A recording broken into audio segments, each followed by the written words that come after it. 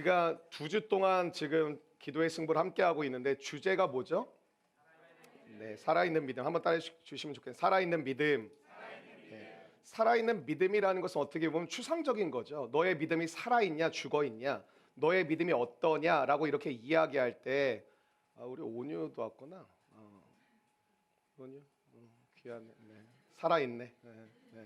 강단 밑으로 오라 그랬더니 위가 왔네요. 네, 네. 너무 감사하고 좋습니다.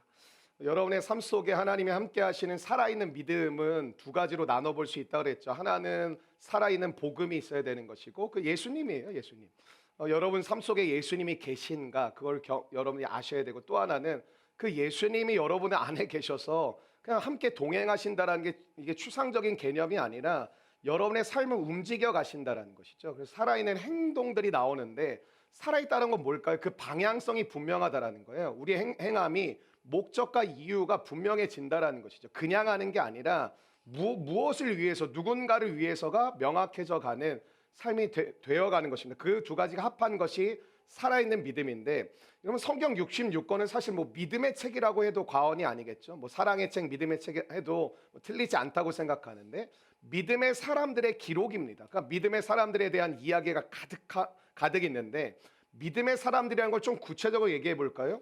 문제가 없었던 세상은 한 번도 없습니다. 문제가 없었던 가정도 없고 문제가 없었던 인물도 없습니다. 근데 문제가 가득했던 그 시대와 삶과 상황과 환경 가운데 믿음이라는 것을 가지고 문제를 해결해 갔던 이야기가 믿음의 사람들의 삶의 내용들이었습니다. 오늘 여러분에게 주시는 믿음이 실제가 되시기를 주의 이름으로 축원합니다. 그 믿음은 무엇일까요? 여러분의 삶 가운데 처해 있는 모든 문제를 믿음으로 이겨가는 일들이 나타나기를 원한다라는 것이죠. 여러분 고린도 교회의 특징은, 우리 교회가 뭐 이렇게 되지 않기를 원하는데, 고린도 교회 하면 사람들이 뭐 믿음 좋은 교회, 소망이 가득한 교회 이러면 참 좋을 텐데, 사람들이 이렇게 인식했습니다. 문제가 되게 많은 교회, 문제 덩어리인 교회, 이런 것이었죠. 그러니까 여러분 우리 공동체 이어가면서 문제가 없을 수 없겠지만, 많은 사람들이 인식할 때 교회 올 때마다 문제 많은 교회 한다면 마음이 어렵겠죠. 뭐 여러분 집에 가기 싫을 때도 집에 가면 문제가 너무 많아, 부딪힘이 너무 많아. 그게 뭐 문제가 많다는 거 아니겠습니까? 뭐 부모와 관계가 좋지 않아, 형제자매끼리 관계가 좋지 않아, 뭐 엄마 아빠 관계가 좋지가 않아, 뭐 여러 가지 문제들이 있다라는 거, 경제적 문제가 쉽지 않아, 환경의 문제가 있어. 그럴 때 우리는 그 현실을 외면하고 싶은 마음들이 있거든요. 그러니까 이렇게 집에 가고 싶지 않고 교회 가고 싶지 않고 직장 가고 싶지 않은 이유가 뭐냐면 문제가 가득하기 때문에 그렇죠. 뭐 예를 들면 여러분의 직장이 기쁨이 가득하고 소망이 가득하고 여러분의 비전이 현실화되어져 가고 있다면 뭐 일하는 게 그렇게까지 힘들지는 않을 겁니다. 그리고 굉장히 기분 나쁠 일도 별로 없겠죠. 근데 여러분의 삶 가운데 그런 것들이 아니라 문제만 보이고 문제밖에 없어 보인다면 모든 생활들이 사실 굉장히 답답하지 않겠습니까? 직장에 가는 것도 짜증이 나고, 집에 가는 것도 뭐 그렇게 내가 쉰다라고 생각이 되어지지 않고, 교회 가는 것조차도 무언가 마음이 불편한 마음이 우리 가운데 있다라는 것이죠. 여러분 문제 많은 교회가 고린도 교회인데, 제가 오늘 고린도 전서의 본문을 집었다라는 것은 문제로 끝나지는 않는다라는 눈치를 좀 채셔야 되겠죠. 그리고 특별히 16장의 본문을 잡았다라는 것은 고린도전서 마지막 부분에 대한 말씀을 나누는 거잖아요. 그럼 어떠한 것일까요? 그러니까 문제가 해결되어 갔다라는 뭔가 메시지를 전한다라는 그런 믿음은 없어도 눈치는 있어야 되거든요, 우리가. 네. 옆사람 인사해. 눈치는 챙깁시다. 네. 여러분 성경을 읽을 때 중요한 것 중에 하나가 위치적 개념을 이해하셔야 돼요. 1장부터 16장까지 되어져 있는데 그 위치마다 주는 메시지가 있거든요. 장마다 주는 메시지가 있는데 1장에서 주는 메시지와 16장에서 주는 메시지는 다르겠죠. 왜냐하면 1장은 편지로서 시작하는, 뭔가 문제가 많은 교회면 너희들 이런 문제가 있지, 이런 어려움이 있지, 뭐 이렇게 시작하겠고, 16장에 가서는 뭔가 해결되거나 해결책을 제시하거나 뭐 이런 내용들이 나오지 않겠습니까? 말 그대로 문제가 해결되어지고 난 다음에 마지막으로 정리해 주는 내용이 뭐냐면 오늘 고린도전서 16장의 내용입니다. 제가 우리 성도들 만나보면 공통점이 하나 있더라고요. 문제 없는 분이 없고 문제 없는 가정이 없더라고요. 문제가 다 있어요. 근데 그 문제를 해결하지 못하면 어떻게 될까요? 넘어집니다. 그리고 무너집니다. 근데 문제가 해결되어지면 어떻게 되냐면 오히려 여러분이 일어납니다. 회복됩니다. 그리고 여러분이 더욱더 강해지게 됩니다. 여러분의 삶 가운데 오늘 문제가 있을 때마다 하나님은 고린도전서 말씀을 통해 이렇게 얘기하시는 거예요. 이렇게 풀어나가라는 거예요. 한번 따라해 주시겠어요? 이렇게 풀어나가라. 그러니까 저는 뭐든지 원리가 좀 중요하다고 생각을 하는데, 여러분이 처하고 있는 문제는 사람 대상과 어떤 내용은 조금 다르지만 모든 문제를 여러분 풀어가는 원리는 거의 비슷하다라는 것이죠.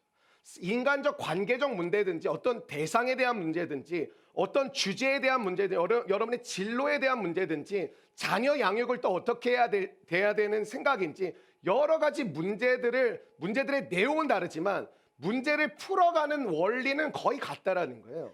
그래서 여러분 신앙생활 하는 게 왜 힘이 생기냐면 원리를 알고 원리를 딱 붙잡으면 모든 것에 적용을 해가기 시작하는 것이죠. 여러분 모든 것에 대한 해결책을 우리가 다 배워야 된다면 아마 신앙생활 해도 별로 해결되는 거 없을 겁니다. 우리가 모든 방법을 다 습득해야 된다면 아마 인생을 살아간다는 것 자체가 아마 불가능하고 고통스러울 것입니다. 예수를 믿는 이유가 무엇이냐면 온 세상을 창조하시고 다스리시는 그분의 자녀가 되면 세상을 만드신 원리가 있잖아요. 그게 창세기 1장이잖아요. 하나님이 말씀으로 창조하시고 말씀으로 창조하신 세상을 하나님이 창조하신 뜻대로 운영해 가시고 다스리시는데 그 다스림의 권한을 또 인간에게 주셨다. 이런 원리가 있거든요. 원리를 이해하지 못하면 우리는 세상을 살아갈 수가 없고 가정 못 세웁니다. 그리고 여러분의 삶 가운데 진로 맨날 고민되실걸요. 그러니까 여러분의 삶 가운데 이 원리를 붙잡는 은혜가 임했으면 좋겠는데, 특별히 우리가 믿음을 향해서 살아간다는 건 무엇이냐면 행함이라 그랬죠. 행동인데 살아있는 행동 중에 첫 번째는 뭐냐면 문제를 해결해 가는 것입니다. 저는 오늘 말씀을 통하여 여러분의 삶 가운데 산적해 있는 문제야 떠나가라 이게 아니라 문제를 풀어가는 하나님의 방법을 알고 그 삶을 행동으로 살아가게 되시는 은혜가 임하게 되시기를 축원합니다. 여러분 예를 들면 학원에 가면은 뭐 공부하는 뭐 기술도 알려주지만 대체적으로 학원에 보내는 이유가 뭐죠? 공부하는 방법을 알려고 하는 것이죠.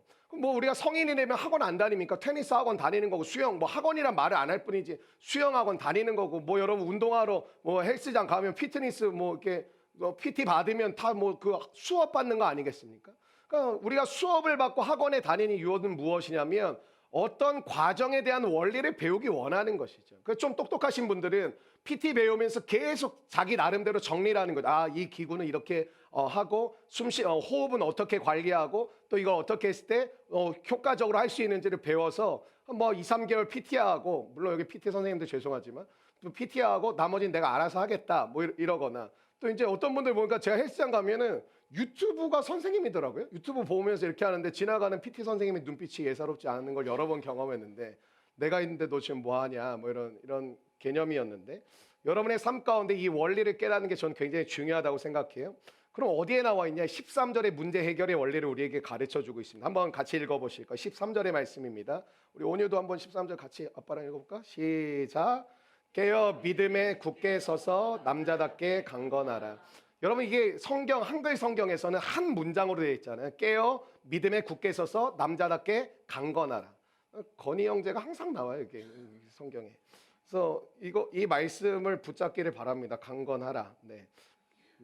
뭐 자기들 얘기 아니라고 너무 반응을 안 해주시는데 깨어 믿음에 굳게 서서 남자답게 강건하라. 이게 한 문장으로 되어 있지만 헬라어 원어 성경은 네 문장으로 쪼개져 있습니다.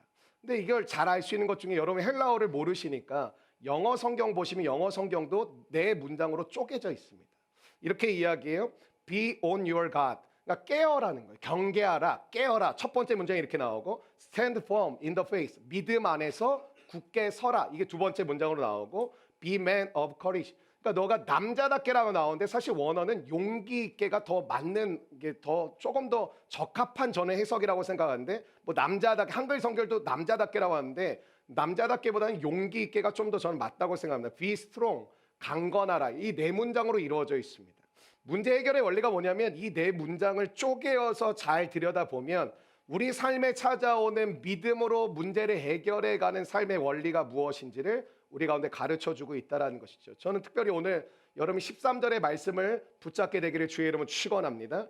그리고 이 13절의 원리를 사용하는 방법이 14절이에요. 어떻게 하라고요? 사랑으로 행하라고요. 그러니까 여러분이 13절의 말씀이 방법이고 원리라면 그 원리를 나의 삶 가운데 펼쳐가는 또 하나의 그 방법은 뭐냐면 사랑으로 너희 모든 일을 사랑으로 행하라는 것이죠. 이런 거예요. 깨어라 사랑으로, 강건하라 사랑으로, 용기 있게 해라 사랑으로. 그러니까 믿음 안에 굳게 서라 사랑으로. 사랑이라는 것을 통하여 여러분의 삶 가운데 이루기를 원하는 거죠. 첫 번째 원리는 한번 따라해 주시면 좋겠습니다. 깨어라, 깨어라. 뭐 이런 말 하잖아요. 꿈깨, 뭐 잠깨 이런 말 하잖아요. 그리고 이거보다는 사실은 현대인들이 더 많이 쓰는 저는 단어는 이건 것 같아요. 정신 차리자. 스스로에게 정신 좀 차리자. 아니면 뭐 누구에게 정신 좀 차려라. 뭐 정신 차리자 이런 말. 그게 뭐 잠깨, 꿈깨 뭐 이런 말이죠. 정신을 차리자라는 건 여러분이 무슨 의미로 사용하시는지 저는 정확히 모르겠습니다.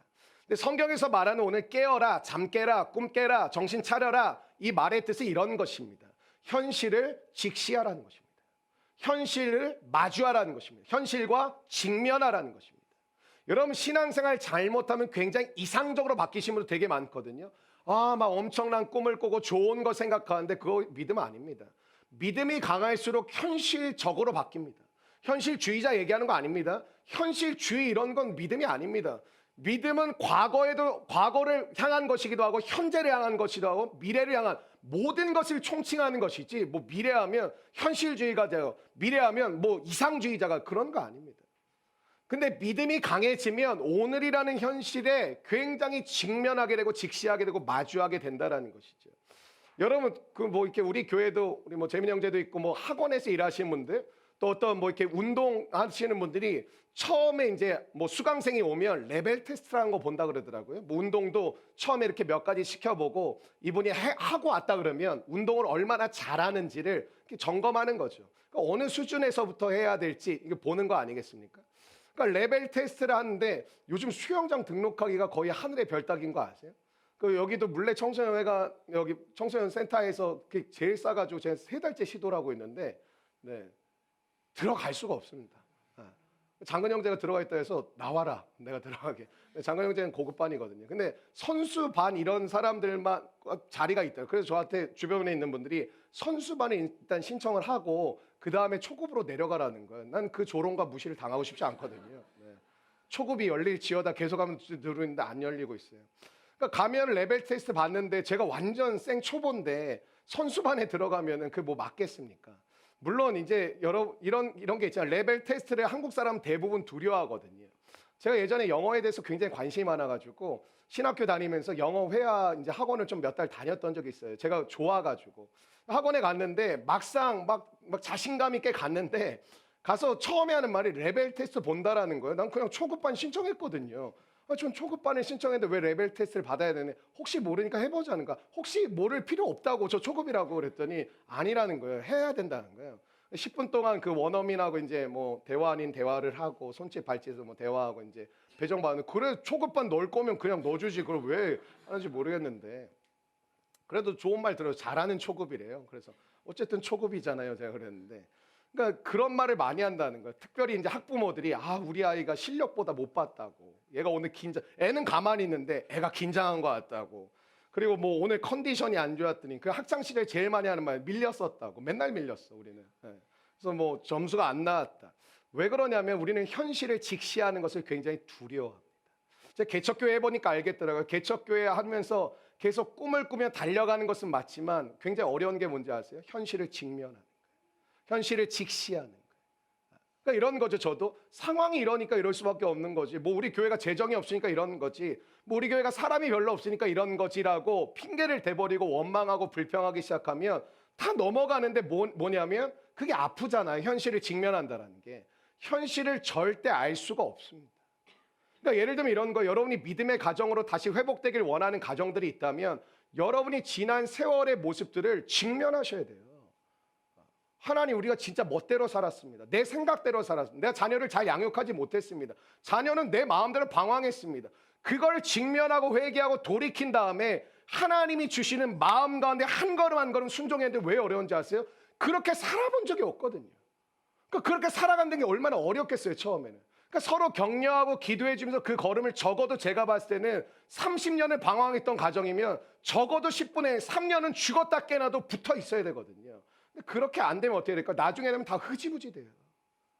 여러분의 삶이 다시 마음을 먹고 내가 모습은 부족하지만 하나님이 주신 비전을 갖고 가겠다. 공부도 안 했어 여태까지. 여태까지 뭐 하나 꾸준히 해본 적이 없어. 근데 마음 막 뜨거운 거야. 못도 해보고 싶고 못도 해보고 싶다. 안 됩니다. 여러분의 현실을 직시하고 여러분이 무엇이 부족한지를 깨달은 다음에 그 지점에서부터 적어도 5년, 10년 정도의 계획을 세우며 밑바닥부터 한 걸음 한 걸음 해가겠다는 마음이 필요합니다. 저는 이 자리에 서는 것이 제 비전인 줄 알았습니다. 근데 제게 주어진 처음에 신학교를 가가지고 10여 년의 시간은 광고하는 거, 그냥 뒤에서 기도 인도하는 거, 신방하고 사람들 챙기는 거, 그걸 다 세팅하고 청소하고 한 다음에 목사님 인도하실 수 있도록 도와드리는 거. 나는 저 자리에 서는 게 내 꿈이고 저 자리에 서서 나도 말씀을 전하는 것인데 나는 하나님 언제까지 이 생활을 해야 되는 겁니까? 그게 10년 정도 했어요. 그 시간들이 있었기 때문에 오늘의 자리의 무게를 그나마 저는 감당하고 있다고 생각해요. 여러분 이 자리에서 말씀만 잘 전하면 될 것 같아요? 아니요, 전체 교회를 볼 수 있는 눈도 필요하고 전체 교회를 이끌어갈 수 있는 힘도 필요하고 참아내기, 오래 참기도 해야 되고 절제하기도 해야 되고 사랑해야 되고 붙잡아주기도 해야 되고 여러 가지 자존심과 자존심 내 건 다 내려놓을 줄도 알아야 되고 이것이 되지 않는다면 못 써요. 근데 그거는 그 10년간의 세월 동안 다 하는 거예요. 이리 깨지고 저리 깨지고 목사님 눈치 보고 밑에 이제 또 성도들 또 챙기고 높여주고 또 사람들 이끌어갈 잘 양육할 수 있도록 돕고 이 과정들이 나를 만들어가는 시간인데 대부분 그 시간들을 쓸모없는 시간이라고 솔직히 신학교 안에서 생각합니다. 나 이거 하려고 신학교 온 거 아닌데, 나 이거 하려고 목회자로 부르심 받은 거 아닌데 이렇게 얘기하죠. 근데 그 시간들을 성실히 보내지 못하는 사람의 특징이 뭔지 아세요? 아무것도 할 줄 몰라요. 나중에 되면 아무것도 할 줄 몰라요. 이것도 아니고 저것도 아닌 인생을 살아가는 경우가 지금 제 주변에 굉장히 많이 있습니다. 어떠냐? 원망과 불평만 하고 다른 길을 가는 것이지. 한국교회가 썩었네, 뭐 했네, 존경할 만한 사람이 없네, 갈 만한 교회가 없네, 이런 얘기들을 숱하게 하죠. 그래서 우리는 어떠냐? 결국에 현실을 직시하지 않고 원망하고 누군가 희생양을 잡는 거죠. 잡고 욕하고 불평하고 원망하고 누구 탓이야, 환경 탓이야 하고 떠나버리는 것이죠. 그럼 그게 무슨 의미가 있습니까? 하나님 말씀 앞에 이렇게 서는 시간이 왜 중요하냐면 현실을 직시하게 합니다. 여러분의 믿음이 좋은지 안 좋은지, 여러분이 진짜 하나님을 사랑하는지 안 사랑하는지, 여러분 정말 주를 위하여 교회 안에서도 봉사하고 섬기고 세상에 나아가서도 그 믿음으로 살아가고 있는지는 말씀 앞에 서면 여러분의 마음이 다 드러나게 되어져 있습니다. 로마서 3장 20절에 보니까 이런 말씀이 있었죠. 율법으로는 죄를 깨닫게 한다고. 여러분 말씀이 여러분의 영혼에 죄를 깨닫게 하는 거죠. 말씀 들어오면 불편합니다. 죄가 훤하게 보입니다. 죄를 깨닫게 된다는 게 뭘까요? 내 현실을 직면하는 것이죠. 나 진짜 썩었구나. 나 진짜 더럽구나. 진짜 내 안에서 선한 것이 없구나. 맨날 거짓말하고 앉아있구나. 맨날 음란한 생각하고 맨날 누군가를 짓밟으려고 하고 누군가를 미워하고 정죄하고 나는 괜찮다고 생각하고 있는 그런 사람이었구나. 그의 마음을 직면하면서 회개가 나오고 구원을 받고 하나님과의 관계가 회복되는 믿음의 역사가 일어나는 줄로 믿습니다. 그럼 그 과정 가운데 이런 거예요. 우리는 지금까지 작년들 한번 잘 생각해 보세요. 믿음이 강해야 됩니다. 이런 메시지 엄청 많이 들었어요. 근데 그 다음을 가르쳐 준 적이 없어요. 믿음이 강한 다음에 어떻게 살아가야 되는지 말해 준 적이 없어요. 그 다음은 바르게 살아가셔야 돼요. 여러분이 힘이 생기셨어요? 예를 들면 세상에서 권력도 잡게 되셨어요. 은혜로 많은 부도 이루게 되셨어요. 우리는 거기까지 얘기를 많이 해요. 복을 받으십시오. 하나님의 큰 사랑을 받으십시오. 강한 믿음을 소유하십시오. 그 다음은 어떻게 해야 될까요? 바르게 살아야 돼요. 그래서 처음 출발점이 중요한 거예요. 왜 우리가 결혼 예배 드리면서 결혼식 드립니까? 처음 시작점이 하나님이 우리 가정을 다스리시는 주인입니다라는 고백이거든요. 그러니까 여러분이 기독교인이니까 그냥 예배 형식으로 드리는 거면 저한테 요청도 하지 마세요. 그런 개념 전혀 아닙니다. 그냥 이 목사님 불러서 기도시키고 저 목사님 불러서 주례 맡기고 누구 불러서 그냥 찬양 같은 걸로 이시야에게 그냥 축가 맡기고 그렇게 형성시키는 것이 결혼식이 아닙니다. 내 이 가정의 주인이 이 만남을 주신 분이 하나님이시요. 이 만남 가운데 여러 분쟁과 다툼과 기쁨과 즐거움과 감사 속에서 하나님이 우리의 마음 가운데 한 가정을 이루게 하실 수 있는 마음을 주신 분도 하나님이시요. 그 하나님께서 우리 가정을 이루어 가실 수 있는 주인이심을 고백하는 그 고백이 일어날 때 그 가정을 붙드신 하나님의 은혜가 이루어지게 될 줄로 믿습니다.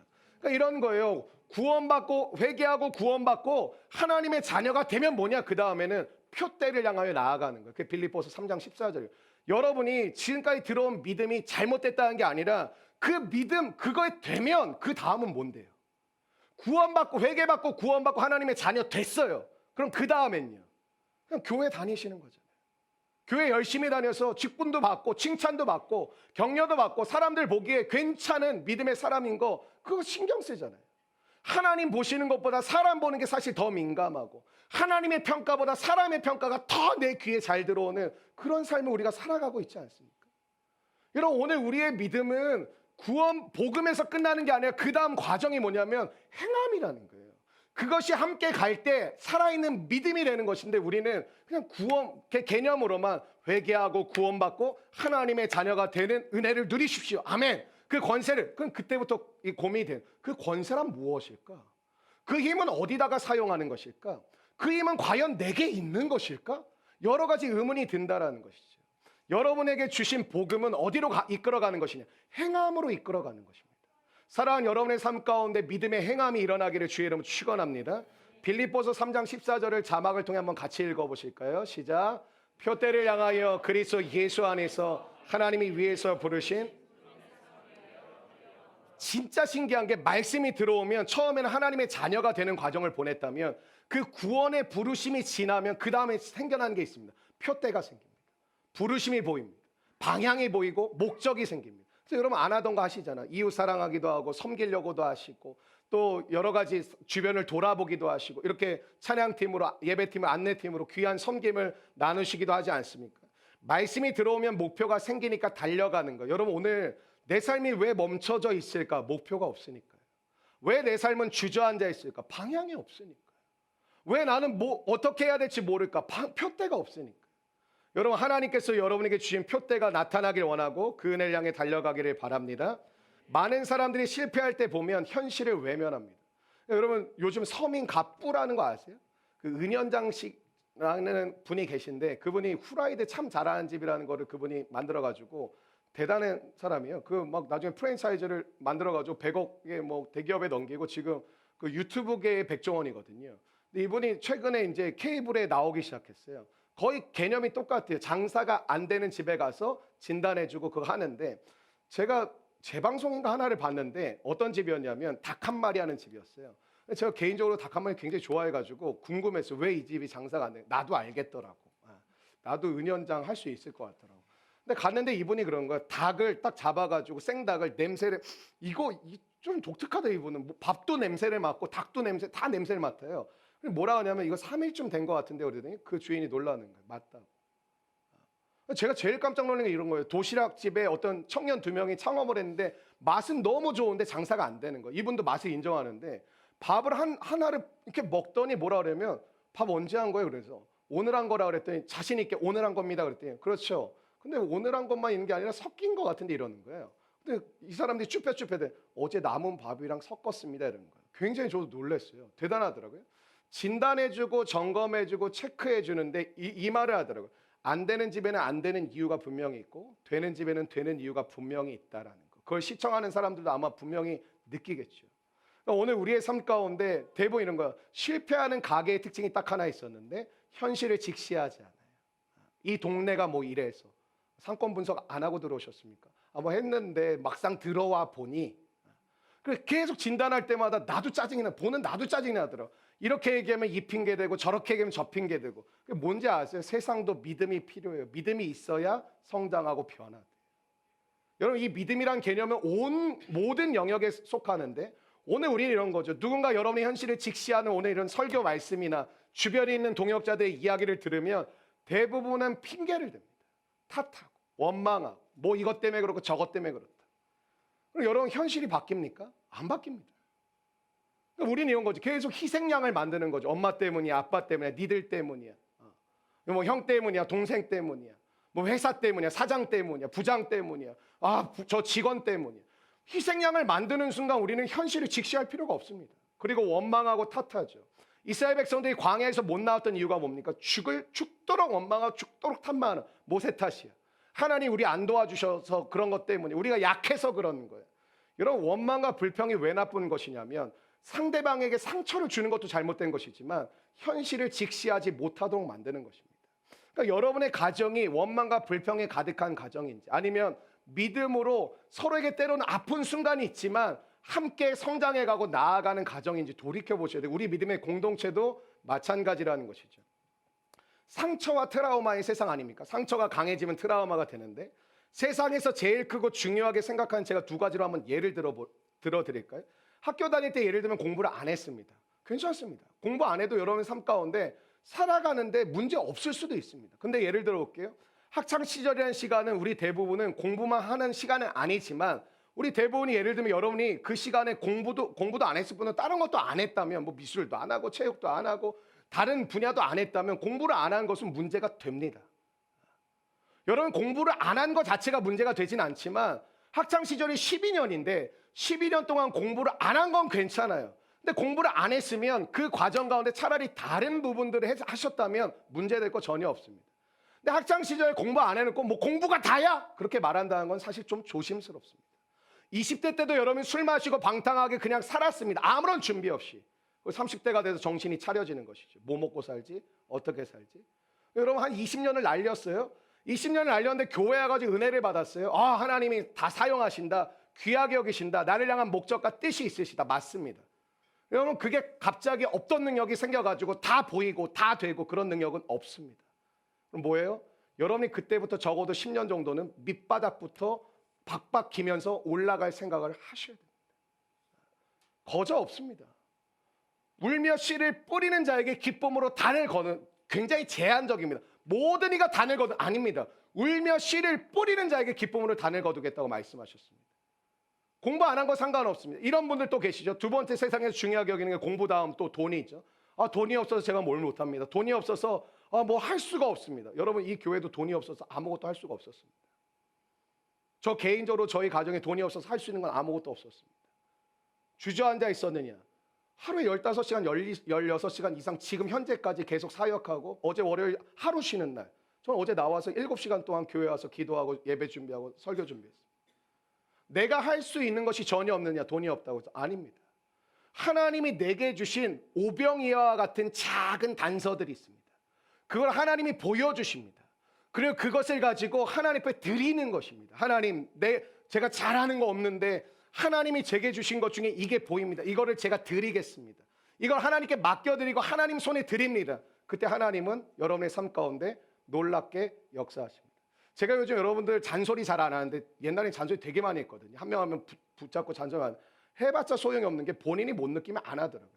너 여기서 좀 버텨라. 너 여기 들어가서 한 3년 정도 좀 있어라. 너 이거 좀 해보면 좋겠다. 그건 나중에 어떻게 되는지 아세요? 다시 가요. 거의 대부분은 다시 가요. 중간에 자기가 힘들고 여러 가지 이유는 있어요. 내려놨어. 그럼 다시 가게 되어져 있어요. 왠지 아세요?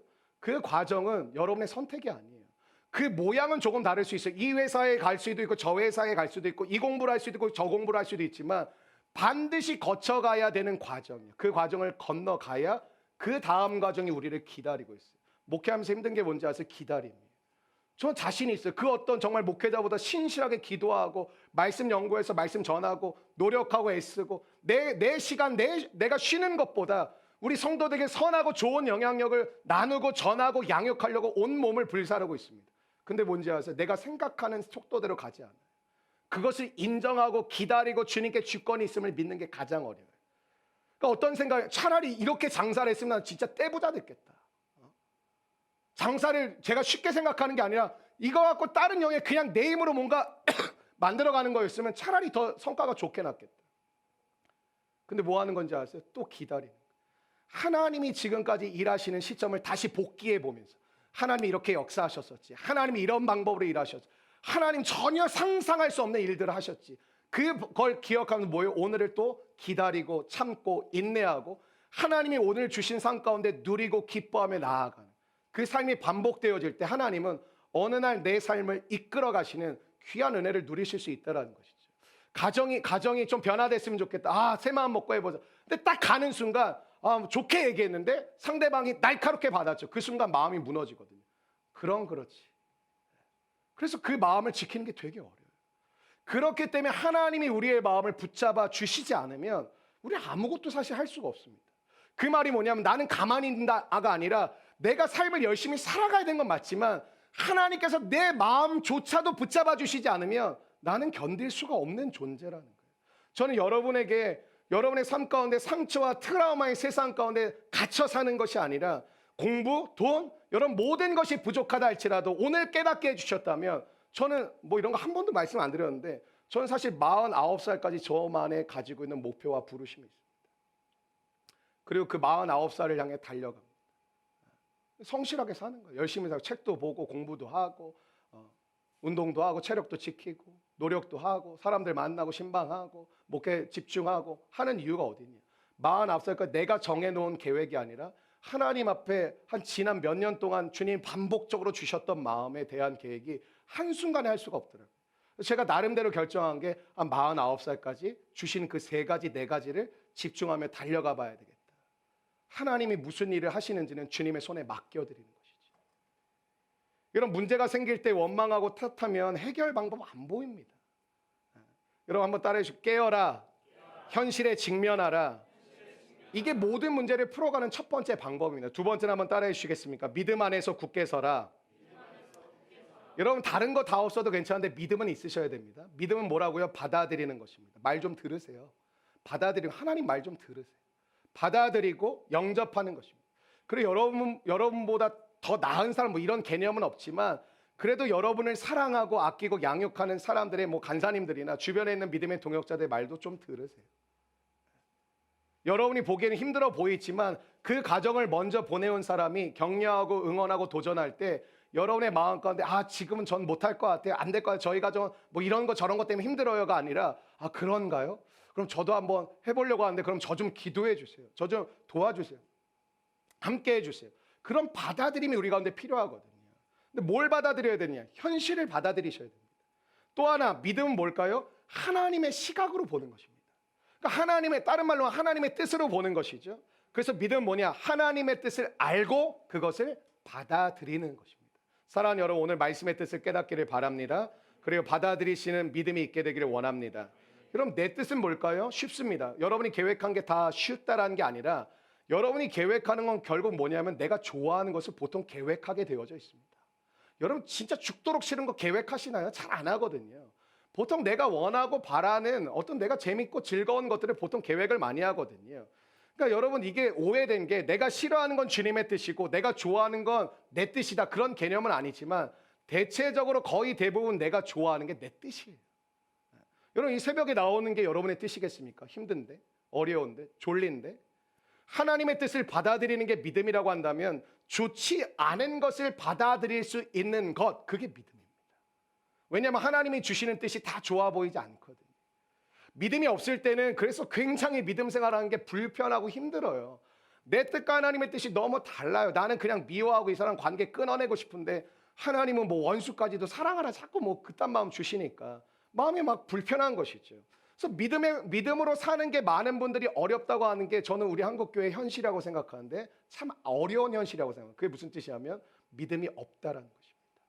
믿음으로 살아가는 게 어렵다. 저는 믿음으로 살아가는 게 참 좋습니다. 기쁩니다. 오늘 해랑간사의 대표 기도처럼 주님 은가금보다 이 자리에 있는 것이 감사하고 기쁩니다. 안 그랬었거든요.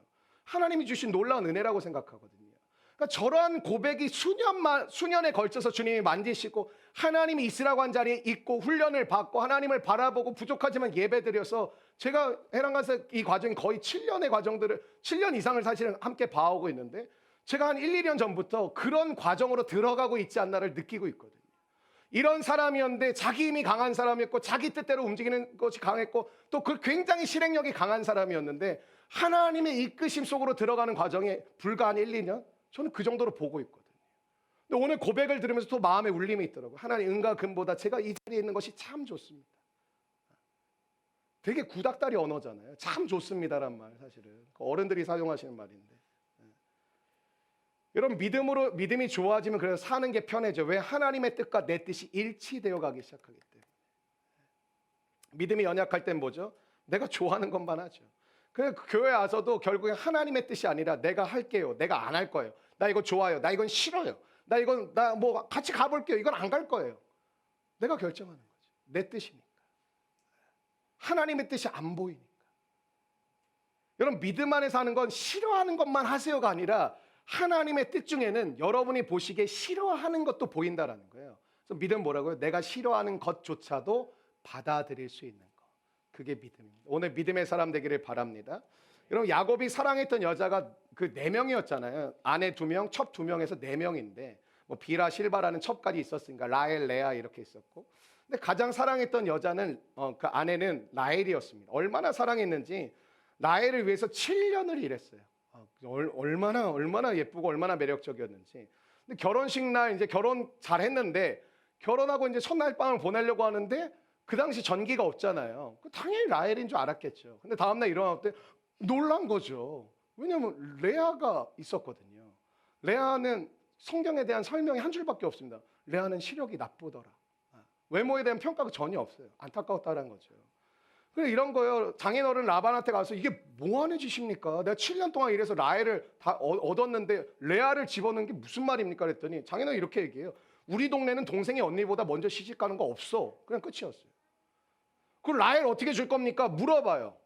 7년 더 일해. 그럼 내가 라헬도 너한테 줄게. 이렇게 얘기하는 거예요. 여러분 문제가 발생되면 여러분 공식이 있습니다. 한번 따라해. 문제가 발생하면 그냥 기도. 그냥 외우세요. 문제가 발생하면 그냥 기도예요. 수요 기도 모임 이런 거, 금요 성령님께 이런 거 왜 중요하냐면 여러분을 주기적으로 기도의 자리로 여러분을 데려놓는, 여러분이 스스로 그럴 수 없는 사람이라면 그런 자리가 필요한 거예요. 그러니까 여러분이 왜 기도하러 오늘 못 왔어? 라는 게 부담스러울 수도 있죠. 그 부담이 있어야 된다니까요.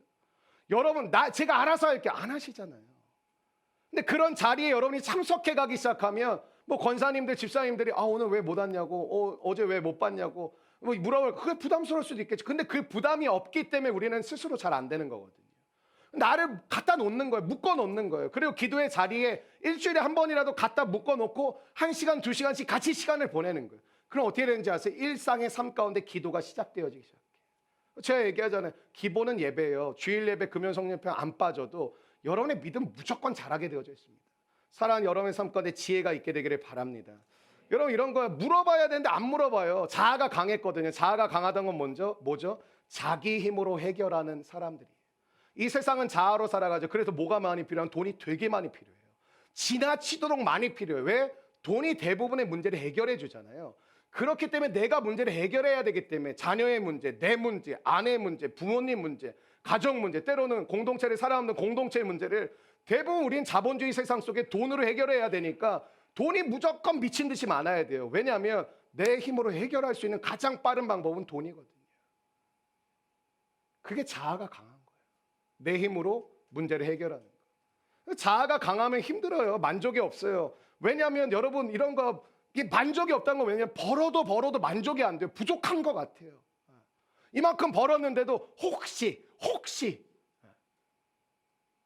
너무 과몰입했네요. 네.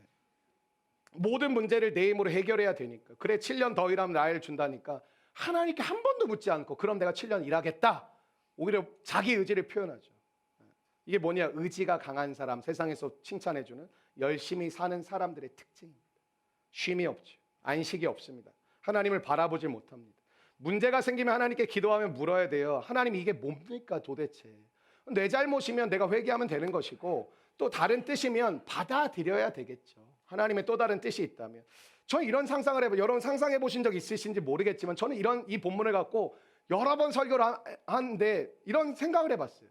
하나님께 만약 야곱이 레아를 집어넣은 것을 통해서 기도했다면 하나님 무슨 응답을 주셨을까? 그 라반 나쁜 자식이다. 네가 잘했다. 뭐 이렇게 하셨을까? 전 이렇게 말씀하셨을 거예요. 레아가 내가 너에게 허락하는 진짜 아내다라는 거예요.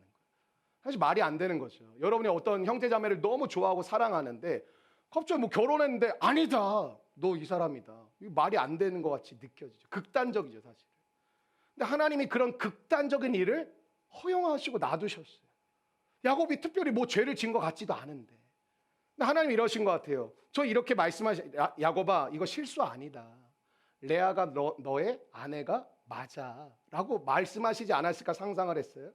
여러분 또 어디 가서 얘기하지 마세요. 우리 목사님 그러는데 레아가 뭐 이럴 때. 근데 제가 그냥 얘기하면 안 되겠죠. 성경적 증거가 있어서 그런 생각이 좀 들었어요. 만약 하나님의 뜻이라고 하시면서 레아하고 살아라 그러고 살았다고 하면 전 야곱의 인생이 그렇게 돌아가지 않았을 것 같다는 생각이 들었어요. 왜냐하면 레아가 하나님 주신 아내라는 것을 저는 이렇게 생각이 들었어요. 12명의 아들 중에 6명을 레아가 낳습니다. 가장 중요한 증거 중에 하나는 뭐냐면 아브라함과 사라부터 그 가문은 어디에 장사 지내냐, 어디에서 장례를 치렀냐면 막벨라 굴이라는 곳에 장례를 치르고 아버지 어머니며 그 다음에 그 자식들 묘 이삭 이제 증조부 이제 뭐 이제 조부하고 이제 자녀 세대까지 내려온. 근데 여러분 마지막에 막벨라 굴에 여러분 장사되는 건 라헬이 아닙니다. 레아와 야곱이 묻히게 됩니다. 하나님이 보시기에는 레아가 믿음의 조상이라고 생각하셨던 거죠. 갑자기 남편과 아내 의심하지 마시고요. 너 내게 주신 거 맞나? 믿음은 하나님이 주신 길이 최선의 길이라는 것을 받아들이는 것이 믿음인 줄로 믿습니다. 세 번째 한번 따라해 주시겠습니다. 남자답게 용기 있게.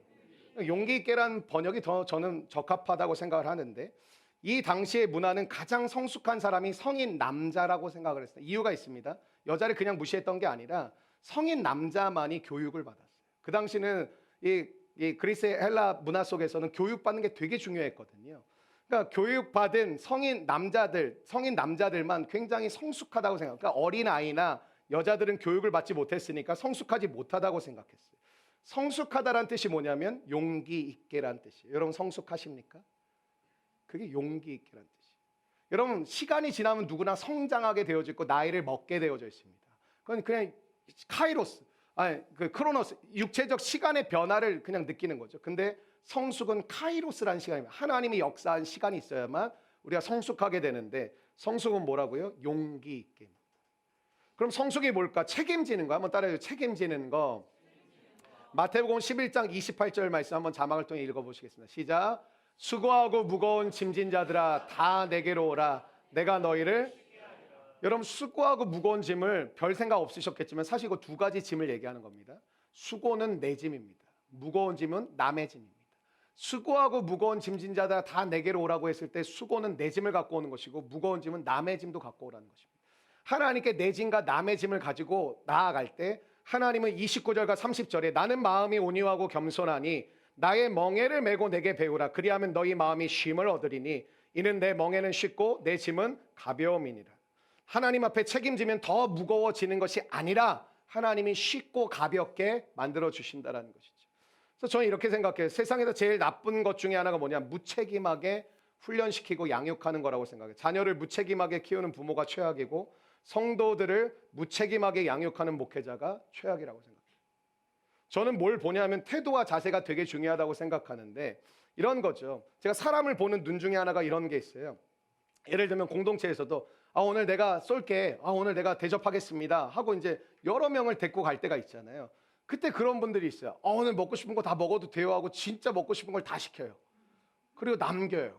뭐 싸가면 되지 이딴 말을 하고 있어요. 근데 그 사람이 자기가 계산할 때가 있어요. 내가 낼게 이렇게 하면은 이렇게 엄청 아끼는 게 보여요. 콜라 마셔도 되면 몸에 나빠 뭐 이런 말을 하는 경우들이 있죠. 저는 이런 거죠. 내 돈과 남의 돈의 차이가 있다라는 것은 저는 무책임한 사람이라고 생각해요. 하나님도 우리에게 이렇게 얘기하시죠. 사무엘상 2장 30절에 보니까 나를 존중히 여기는 자를 내가 존중히 여기고 나를 멸시하는 자를 내가 경멸하리라. 여러분 4차 기도의 승부는 여러분이 하나님을 존중하는 것입니다. 하나님이 있음을 믿으시게 이 자리에 나오신다고 믿습니다. 어린아이들이 무슨 생각하고 온유 시온이도 오늘부터 나왔는데 이 아이들에게 무슨 은혜가 있고 무슨 변화가 있을까? 여러분 하루 됐고 나와서 변화될 거라고 생각하십니까? 그게 하나님을 존중히 여기는 것입니다. 온유가 시온이가 다니가 뭐 알아듣는지 목사님 설교를 이해하기도 어렵겠지만 이 공간에 이 분위기에 이 모습들을 기억하게 하실 거거든요. 그리고 이것이 이들에게 보여주는 것들이거든요. 나타내는 것들이. 애들이 예를 들면 여러분 동물원 그럼 왜 데리고 가세요? 동물원 가면 애들이 다 이해해서 데리고 갑니까? 어디 데리고 가면 좋은 거 보여줄 여행도 가고 하시잖아요. 뭐 다 이해하기 때문에 가서 아이들이 이걸 보고 느끼고 경험하기 위해서 가는 것이죠. 이 아이들에게 예배는 첫 번째 뭔가를 다 이해하는 것이 아니라 보는 것입니다. 듣는 것입니다. 아빠가 이 새벽에 왜 나오는지. 제가 이번 주에 아이들하고 제 방에서 놀다가 예뻐가지고 아이스크림 사주러 나갔었거든요. 근데 건너오는데 우리 온유가 그러더라고요. 아빠 회사 이름을 대면서 우리 아빠 어디 뭐 회사예요. 그래서 제가 깜짝 놀랐어요. 그 아빠 뭐 하는지 너 알아? 그랬더니 사람들 도와주는 일 해요 이러는 거예요. 너 사업을 이어봐도 되겠다. 네가 2대 사장이구나. 되게 놀랐어요. 아빠가 남들 도와주는 일 해요. 얘가 본 게 있겠죠. 뭔가를 들은 게 있겠죠. 그러니까 온유가 뭘 아빠가 뭐 하는지 알겠어. 사람들 그렇게 생각할지 모르겠지만 이 아이는 알고 있고 이해하고 있고 깨닫고 있는 거예요. 예배 현장 가운데 이 아이가 뭔 생각을 하고 있겠죠. 이 사람들의 모습을 보고 삼촌과 이모들이 이 새벽에 모여서 왜 기도하고 눈물을 흘리고 왜 저렇게 소리 지르면서 하는 건가를 이 아이들은 보겠죠. 듣겠죠. 그 어디에서도 볼 수 없는 것이고 그 어디에서도 교육할 수 없는 환경입니다. 이걸 통하여 아이들이 뭘 느낄지는 모르겠지만 이 아이들의 마음 가운데 그 장면들을 기억시켜 주는 것, 저는 그게 최고의 은혜라고 생각해요. 왜? 하나님을 존중하게 만드는 것이거든요. 사랑하는 여러분, 세상이 주님을 경멸하고 있지만 여러분의 삶 가운데 주님을 존중함이 일어나기를 주의 이름으로 축원합니다. 마지막 네 번째입니다. 따라해 주시면 좋겠습니다. 강건하라. 옆 사람이 인사하실까요? 강건하십시오. 여러분, 강건하라는 말은 이런 뜻입니다. 힘내라. 우리 강건 형제는 사실 이름을 개명하는 강힘 뭐 이렇게 해도 됩니다. 강힘. 네. 하지 말걸. 네. 여러분 한번 따라해 주세요. 힘은 우리 안에 있습니다. 무슨 말이냐면 여러분 힘을 취한 어떤 그 뭐랄까요? 아이템 같은 거라고 자꾸 생각할, 자격증, 학위 이런 걸 힘이라고 자꾸 생각하시잖아요. 힘은 여러분 안에 있습니다. 무슨 말이냐면 잠재력이 여러분 안에 있다라는 것이죠. 하나님이 여러분을 창조하셨다는 건 힘과 능력이 부여된 상태로 지어진 바 되어진 거예요. 사랑하는 여러분, 잠재력을 여러분 안에 깨닫게 되시기를 바랍니다. 오병이어가 이런 거죠. 나의 작은 것을 주님 손에 맡겨드릴 때 30배, 60배, 100배의 역사가 일어났던 것이죠. 마귀는 우리 안에 있는 힘인 잠재력을 죽이려고 합니다. 그래서 낙심하게 하는 거예요. 낙심하면 내 안에 나를 부정하거든요. 난 아무것도 못하는 인간인가 봐. 난 쓸모가 없는 인간인가 봐. 나는 어디도 도움이 안 되나 봐. 나는 피해만 끼치고 난 사람들한테 패만 끼치는 그런 인생인가 봐. 그게 마귀가 하는 일입니다. 여러분 안에 있는 잠재력을 못 보게 하는 것이고 여러분 안에 있는 잠재력을 보게 하시는 분은 성령님이신 줄로 믿습니다. 여러분 요즘 뭐 KFC 많이 망했지만 옛날에 제가 중학교 고등학교는 KFC가 진짜 짱이었거든요. 증거 보고 난리였었어요. 생일 파티 다 KFC에서 막 그랬었거든요. 근데 여러분 잘 아시는 켄터키 프라이드 치킨이잖아요. 그리고 그 할아버지, 그 할아버지가 창업했는데 그 할아버지가 샌더스라는 분이거든요. 이 할아버지가 KFC 몇 살에 창업했는지 아세요? 68세에 창업했어요. 1호점을 68세에 냈어요. 68세 밑으로 창업하십시오. 월마트, 우리나라 뭐 이마트보다 비교할 수 없도록 큰 뭐 사실은 유통 업계 뭐 대왕이죠. 미국에서는 월마트 샘 월트라는 사람이 창업했는데 44살에 창업했습니다. 코스코, 여러분 되게 좋아하시는 코스코 몰라요? 코스코 짐 시네갈이라는 사람이 창업했는데 47살에 시작했어요. 지프 아시죠? 자동차 지프. 티셔츠 지프 말고 지프 자동차 좋은 거. 네. 그 로빈 체이스라는 사람이 시작했는데 40살에 시작했어요. 여러분 우리 안에 왜 그 워런 버핏도 자기의 부에 급격한 경사도는 언제부터 이러는지 아시죠? 60세 이후부터예요. 그 사람이 부가 계속 이렇게 온 게 아니라 계속 이렇게 오다가 60세 이후부터 아주 급경사 치기 시작했거든요. 여러분 우리의 삶 가운데는 잠재력을 발견해 가는 시간이 있어요. 그래서 여러분에게 필요한 게 뭐냐면 하나님의 부르심을 따라 살아가는 거예요. 하기 싫은 거, 귀찮은 거 왜 감당해야 되냐면 거기에 하나님의 잠재력을 발견해 갈 수 있는 시간이 있습니다.